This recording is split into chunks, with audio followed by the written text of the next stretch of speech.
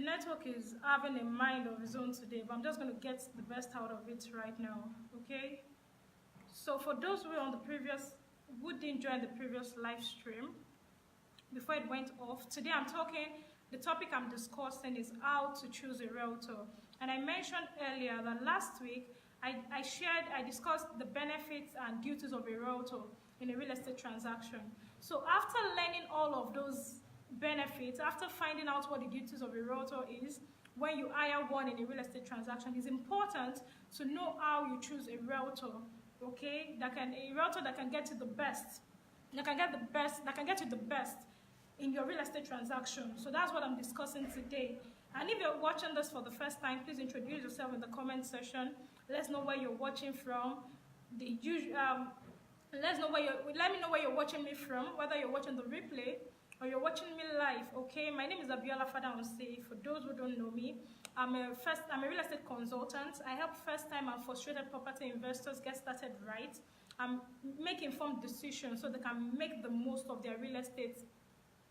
They can get maximum returns on their real estate investment, okay? So that is it. Last week, I discussed the benefits and duties of a realtor. This week, if you missed that, you can still get to watch the replay. The replay of the video is still up on the page, so you can catch the replay. And today I'm discussing how to choose a realtor, which is very important. You can't get to know all of the benefits and the duties, what they do for you when you hire one, and you don't know how to go about picking a realtor that would have your best interest at heart in a real estate transaction, so you can make the most of, whether be it investment or whether you're buying to live in. Okay, so that's what I'm discussing today. And I mentioned last week, I discussed extensively who a realtor is, okay? But this week, I'm just going to discuss that briefly. A realtor is a licensed real estate salesperson that is a member of the National Association of Realtors, okay? So when you join me live, let me know where you're watching from. If you're watching the replay, let me know where you're watching from as well. Thanks for watching. So the first thing I'm sharing today is how to choose a realtor. The first thing I have here is ask questions. It's important you ask questions. Don't just go ahead and work with someone just because you see their adverts online or because someone has referred them to you. Okay, fine. Someone might have referred them to you based on probably the services they've rendered to that person, but you still need to be sure this person fits into the kind of person you're looking at hiring, or that would help you achieve your goals, depending on the goals you want to achieve with the transaction, with the real estate transaction. Okay, so you need to ask questions.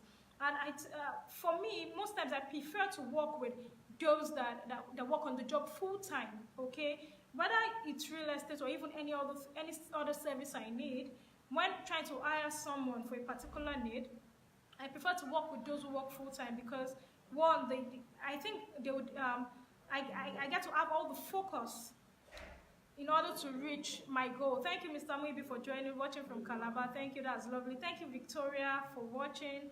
Thank you. That's one of my regular people on here, and Mr. Muibi as well. Thanks for watching. So they have the time to focus on your needs. Now, I'm not saying those who they're not full-time realtors won't have the time, but for me, I rather prefer to work with someone who does it full-time. And also, you need to ask the realtor, the potential realtor questions, such as what are you going to benefit when you work with him or her? What's the plan they have to make sure you achieve your goals? These are questions you need to ask even before you hire a realtor. And most people make the mistake of just saying adverts online and they just call up the agents involved and they just start a transaction. And on the long run, most of the time, they don't end up buying the same property they see that it's been advertised. And that's the truth, okay? So whether you even see something you really like online, or you have your aims and your goals, or you know the neighborhood you want to invest in, or you want to buy, it's important that you work with a realtor. You have your own realtor that would work with you, and the major focus of the realtor is to work. He or she is working in line with your best interests. It's not even about the realtor now, okay? Because it's a legal requirement. Like I said last week, they have a fiduciary duty to carry out. So it's not about them, but it's about you, it's about what you want. But now when you're working with, you're just working and you're involved in a transaction with just an agent that is on the seller side, most of the time, those transactions are not usually in your favor. Because you don't have someone representing you, and maybe you as a client, you don't even know things to look out for. You don't know all the questions to ask. You're not saying the signs, because that is not what you do on a daily basis, right? Apart from only if you're a realtor and you're trying to invest. Yes, you can be the client and you can be the realtor at the same time. But you need to ask questions. Ask how you're going to benefit by working with him or her. And I advise people work with those that are into it full time, because they have more time to focus on your needs for you. So that is really important. That's one of the things you need to do. You need to ask questions. Then number two, seek clear lines of communication. All right, you want to work with someone that you're free, that is easy to communicate with the person. Okay, you're both on the same page when it comes to communication. Nobody's avoiding each person's call, or nobody's taking ages to read the other person's messages. All right. For example, there might be some clients that will tell you, okay, the only way the only way I prefer being reached is by emails. All right. So if you're someone that you don't, if the realtor rather is a person that doesn't really check emails, there might be issues with that. So seek clear lines of communication. And as a client, you need to make sure who you're working with is not someone that you will have strains when it comes to communicating with each other. You need to make sure that you are okay with the way you communicate with the person. You need to be completely comfortable when you're communicating with your realtor. You need to be completely comfortable. So if you feel this person is not someone I think I'll be comfortable communicating with, then there's no point. And there's no sense in it when you're put under pressure by your realtor, okay? You need to have someone that, okay, whenever the person calls you, you're not thinking, oh, this person is putting me under pressure. There need to be clear lines of communication when you want to choose a realtor. That's another thing to look out for. Pick someone that you know you'll be comfortable communicating with, right? Because when involved in business transaction, communication is key. It's important. You need to communicate almost every time, especially from the beginning of the transaction till the end. You need to, even after the transaction, you still need to keep communicating, as the case may warrant, depending on if there's further business or maybe just for the relationship's sake. You need to hire someone that you know you're comfortable with communicating with. That's number two. Then number three, find out who is in their sphere of interest, okay? Find out who is in their sphere of interest. That's also one realtor you're interviewing about, who is in their database and their sphere of influence. Because aside from the kind of clients, the type of clients they work with, or in the kind of deals they specialize on, you also need to know who is in their sphere of interest, okay? And I'll give you an example. For example, you have a particular neighborhood you are interested in. You need to know if this realtor, and most times I tell people, pick a realtor that has expertise in the neighborhood you're looking at, that understands the market information and all of that knows basically the neighborhood so well, okay? You need to find out if, for example, if he or she has relationship with the business owners rather, in that neighborhood. And now the business owners does not necessarily have to be the client of the realtor, but having a relationship with them of some sort would help providing with valuable information as well, and in a way it would be able to best serve you as a client. So you also need to know who is in their sphere of influence. All right, and I discussed something similar to that when regarding the duties of a realtor last week, when I said when you hire a realtor, they bring on board other professionals as well in the transaction that can help you and that can help you save costs. Because when you're working with a good realtor, they have other because when you're going into a transaction, a real estate transaction, it's not only a realtor you need as a professional. There are other people, right from you having a lawyer, a surveyor, an inspector, and all of that, for example, okay? So if you're working with a realtor, it is the stress of having to look for all those people one after the other, okay? So having to hire the realtor, he or she brings this team that makes the transaction faster, and in most cases saves you cost as well. So you need to find out who's in their sphere of interest. You're not just looking for someone that knows close to nothing about the neighborhood or doesn't even have a level of influence relating to what you want the person to achieve for you, okay? So, and number 4, how well can they interpret market information? How well can the realtor interpret market information?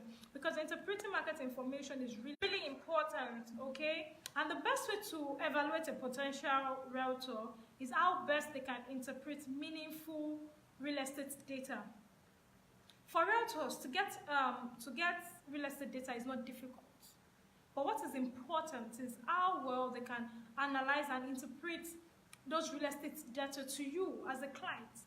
And why is this, okay? This also helps you, this helps with the comparables and helps you know the value of properties per time in the market, all right? So it's not just about getting the data, the real estate data, but also how well they can interpret and analyze it for you as a client. So you need to find out how well they can interpret meaningful real estate information, be it the data, and all of able to interpret this real estate data will do you a whole lot of good on the long run than one that is not able to interpret real estate information, okay? So it's not just about getting them, but being able to analyze and interpret them. Then the 5th is find a realtor who can protect you from litigation. Now, this is one thing most clients just look out for. Most clients just look out for results, but they forget another part which is really important. What happens after the transaction? What happens after all the deals, all the papers have been signed, everyone, okay, the buyer, now the deal has been sealed. What happens after that? They forget that there can be litigation after the transaction, okay? Most people hire, it's easy to find a realtor that sells a lot of properties or that is even good with tenants, but it's even harder to find a realtor that can protect you from litigation after the real estate transaction. It's harder to find a realtor that will protect. Complaints for realtors occurs after the transaction and one party is sued, whether it's the seller that is suing the buyer or the buyer, which happens in most cases, suing the seller, okay? So it's important that when you're choosing a realtor, you work with a realtor, one, who works on the job full-time, then 2, who has a professional real estate lawyer on call that can answer questions or also draft languages when there's before the need arises, okay? Who has set of inspectors on call, and that is also a realtor that is well recognized in that area, okay? This is another important thing you need to look out for. It's not just about getting results, but having to work with a realtor that can save you from that can protect you rather from litigation after the transaction. And this is one important part that most clients don't even watch out for. They're just all about the results. They are not looking out for what might happen even after the transaction, okay? So, and when you work with a realtor that has a professional that works with a professional real estate lawyer, even anything that might bring about any of the parties suing, the other party would have been avoided before the transaction is even sealed, okay? So that's another part you need to look out for when you want to choose a realtor. Then number 6, remember again that chemistry is key.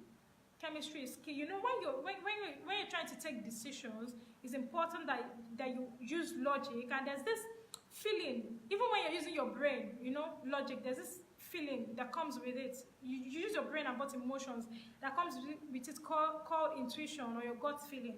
So if, by the way, you feel this is not, in the long run, if you feel your gut feeling, as in you feel okay with who you're working with, another thing you need to consider is the chemistry. Do you feel cool related with this person? Is this your kind of person? Is this someone you feel comfortable working with? The chemistry has to be there, okay? Even though the focus will be on getting results. So while you're interviewing the realtor, which I advise people interview at least 3, okay? And when you're interviewing them, focus on neighborhood expertise, okay? How well do they know the neighborhood you want to invest in? But on the long run, chemistry is key. Chemistry is key. You need to be able to choose someone that you know you can easily relate with. You feel, okay, you're feeling this person's vibes. Let me use that word, right? Not someone you won't feel you won't feel comfortable to talk with or comfortable to call per time. So that is it today. That's what I've come to share with you today. Let me just do a quick recap. The first thing I mentioned was you should ask questions. Ask questions that will be to your advantage. And number 2, seek clear lines of communication before you choose a realtor. Then number 3, find out who is in the sphere of influence. That's number 3. Number 4, how well can they interpret market information? You need to find out how well you can interpret market information before you choose who to work with. Thanks, Mr. Hike, for joining. Thanks for watching. Then you need to find a realtor who can protect you from litigation. Okay? Then remember as well, that's number 6, remember that chemistry is key. You can't work with someone you don't feel comfortable with.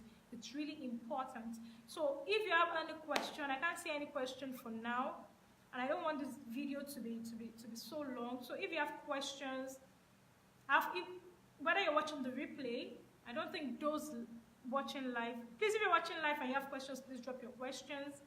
And if you're watching the replay and you have questions as well, please drop your questions as well. I will get to respond to them as soon as I can. All right.